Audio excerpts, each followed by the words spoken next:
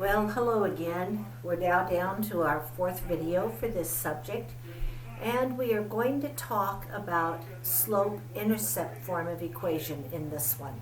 So remember, I actually touched on this one in the last video, and so a slope-intercept form of equation looks like this: y equals mx plus b. In other words, this is called the slope-intercept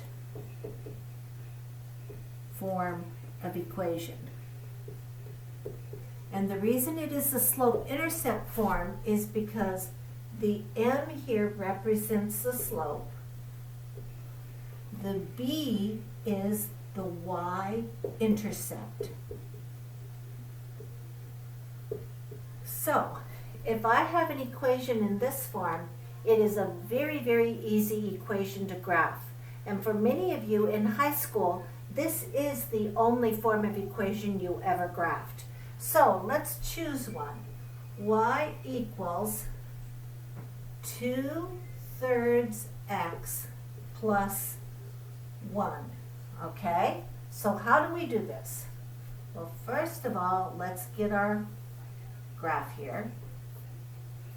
X, y, and the first thing you start with when you're starting with a slope-intercept equation is the first thing you do is you graph the y-intercept. In this case, our y-intercept is a positive 1.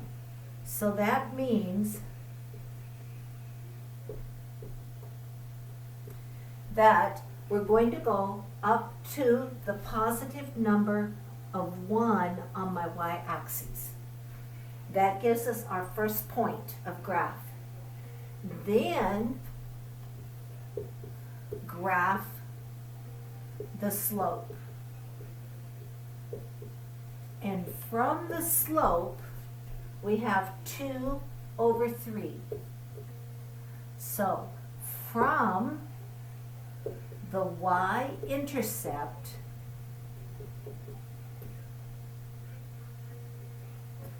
you're going to first graph the vertical movement.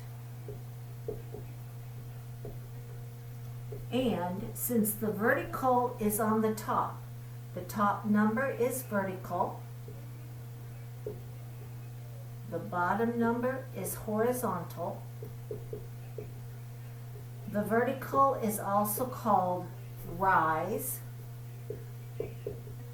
over run. This is an easy way to remember. Rise means vertical, run means horizontal. So we're going to graph the vertical first from my y-intercept. So from this point, I'm going to go up to, that's my vertical movement, but I don't put a dot there. That's not yet a point because I have to finish it with the run, which is 1, 2, 3. I didn't give enough points. So there's my third one. I can also change that 2/3 to a -2/3. Why? Because a negative over a negative makes a positive. So again, from my y-intercept, I can go down 2, and this time left 3 because it's a -3. Down for negative and left for negative. Up for positive, right for positive. And so when I get those points graphed using my y-intercept and my slope, I now have my equation graphed. This is why people like this, is because it's actually a very easy process. So let's do another one.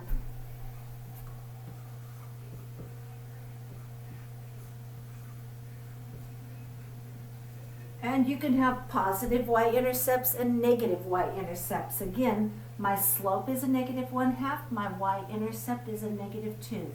So let's draw our graph. 1, 2, 3, 4.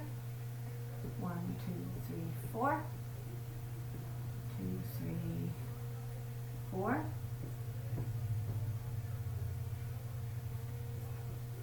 Okay. That's your x. This is the y. Now, Again, start with your y-intercept, which is a -2. So here's my 0. -2 for y brings me down to the -2 on the y-axis. That's what a y-intercept means. It's on the y-axis. Now my slope is a -1/2. So I can go down for the -1 and I can go right 2, and that gives me my second point. I can also change that slope from a -1/2 to a +1 over -2, which means the same thing. It's still negative. But that gives me the chance to go up 1 and left 2 to get another point, up 1 and left 2 to get another point. And that gives me the chance to get more points to make my graph easier. And so then I connect those points, and that gives me my line. Okay, in this assignment, you are going to be graphing using this method of graphing. And there's one other thing we're going to do with this assignment. We're also going to look how these apply to word problems.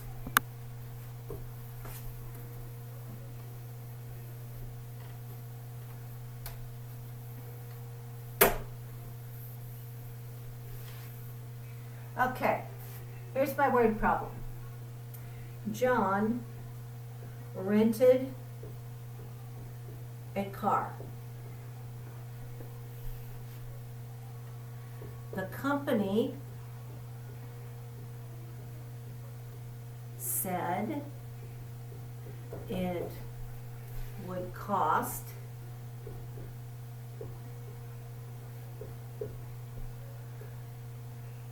$50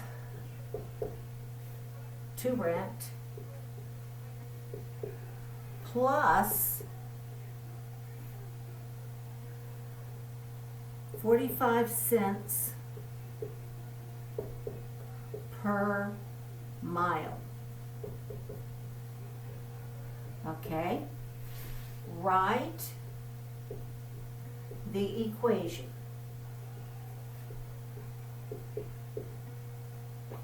Then, how much will it cost if he drives 100 miles, 200 miles,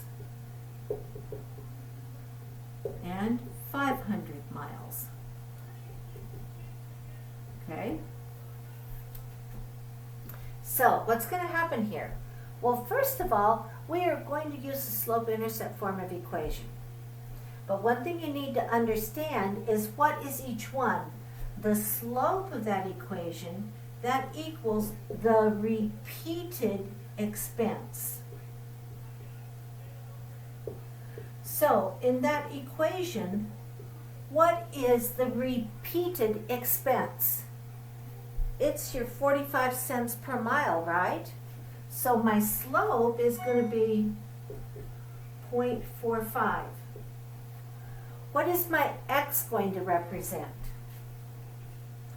Your x is going to represent the number of miles driven.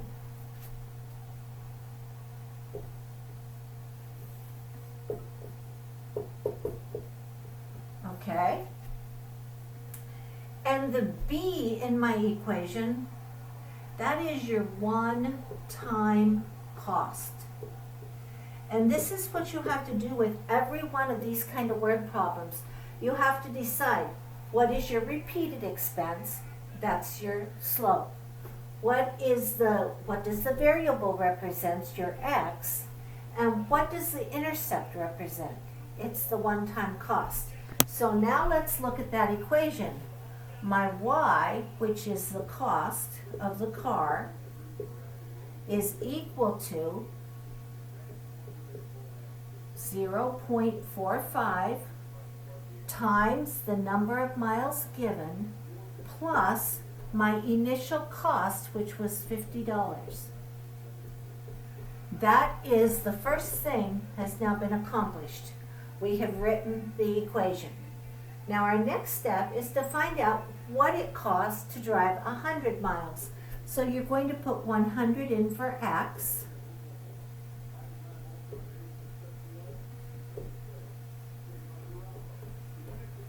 Okay. Now, 0.45 times 100 moves the decimal 2 places. So Y is equal to $45 plus $50. So this is going to equal $95. That's how much it's going to cost to rent that car. Okay? Now, what will the cost be if we rent it for 200 miles? So again, Y is equal to, and our X is going to be 200 plus 50. Okay? 0.45 times 200 is going to be $90, because 100 times 0.45 moves the decimal 2 places, and then double it, plus $50. So, for 200 miles of driving, it's going to cost $140. That's a pretty expensive car. Okay? Now, let's look at the last one. For 500 miles, what will it cost? So again, Y equals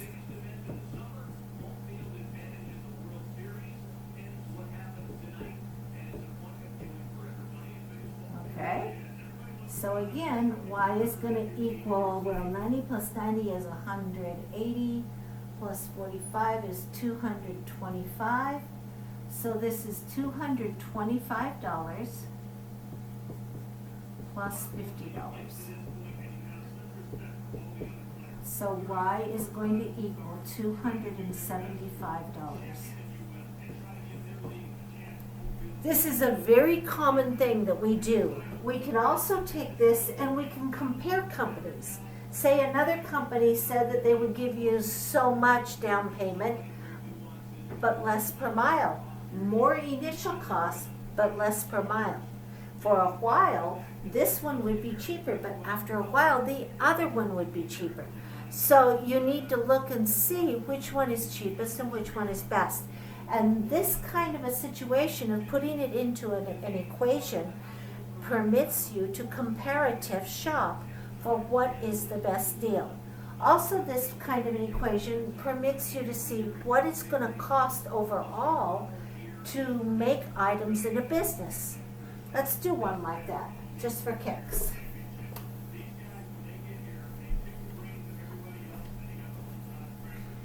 I'll pull one from today's world. As we all know, the coronavirus is a major thing going on right now. And you can't get masks, or very few masks are available because they're all gone. So a lot of people are starting to make a mask. So if you can sew, but you don't have a sewing machine, you're going to have an initial cost besides the cost of your materials. And then how, if you want to make it break even or to make money, then how many do you have to make so you can make money? So let's see. Let's do cost of materials.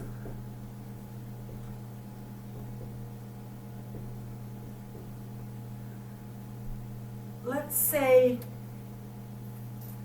you own the sewing machine, so you only have to buy material. Let's say it's going to cost you $50 to buy the material, because you want to make quite a few, okay? So now you're going to charge, you're going to sell them.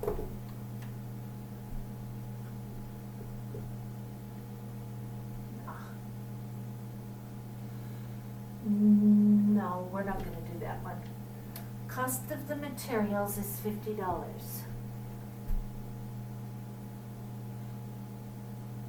That'll work. We're going to sell the mask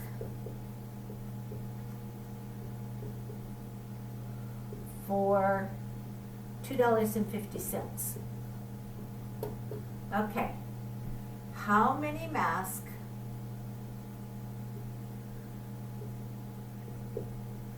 must I make and sell to cover my cost? Okay, so X is the number of masks made. All right. The M is the $2.50 because that's the cost per mask. That's the sale price you're going to make for the mask.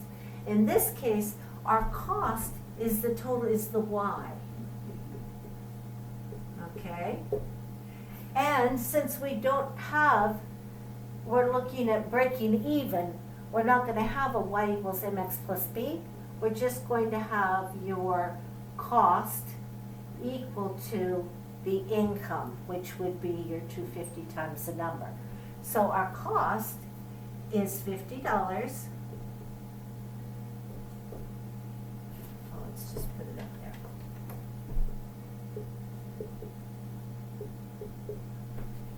there. And what's it going to be? I want cost to equal income. So your income is equal to $2.50 times X, the number of masks, because that's your repeated cost. And we're going to start at 0 because we don't have anything, so your Y-intercept is 0, which is why we're not writing it down. Okay? So, cost has to equal income. Here's your cost. Here's your income equation. So your cost is $50 equals $2.50 times X. So I'll divide by 250 on both sides. And 10, how about 20? So 20 mask is how many you have to make and sell to break even. I'm almost sure that's right because 5 goes into 50 10 times and there's 2 of them in 5, so that makes 20. So 20 masks to break even. So we can use this kind of a skill to solve problems, and this assignment is going to do that.